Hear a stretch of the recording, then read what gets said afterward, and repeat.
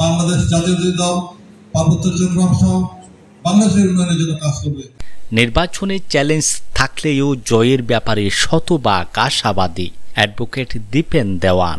আহমদ বিলাল খানের প্রতিবেদনে বিস্তারিত।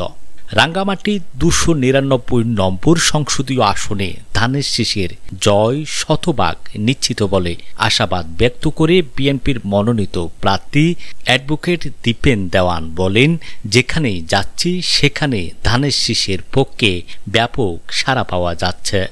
পাহাড়ের প্রত্যন্ত এলাকায় বিএনপির পক্ষে গণজোয়ার এসেছে। আমরা বিএনপি পরিবার সকলেই ঐক্যবদ্ধ আছি।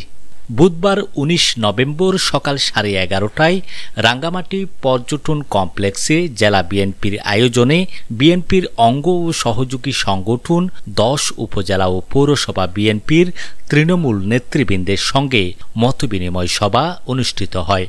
জেলা বিএনপির সাধারণ সম্পাদক অ্যাডভোকেট মামুনুর রশিদের সঞ্চালনায় ও সভাপতি দীপন তালুকদারের সভাপতিত্বে সভায় উপস্থিত ছিলেন পার্বত্য চট্টগ্রাম বিষয়ক মন্ত্রণালয়ের সাবেক উপমন্ত্রী মনির স্বপন দেওয়ান, বিএনপির মনোনীত সাবেক সংসদ সদস্য প্রার্থী মৈত্রী চাকমা, জেলা বিএনপির সহসভাপতি ও পৌরসভার সাবেক মেয়র সাইফুল ইসলাম চৌধুরী বুট্টো, সুশোভন দেওয়ান আগা, বাবুল আলী, যুগ্ম সম্পাদক অ্যাডভোকেট সাইফুল ইসলাম পনির, জেলা বিএনপির সাংগঠনিক সম্পাদক সাইফুল ইসলাম শাকিল প্রমুখ।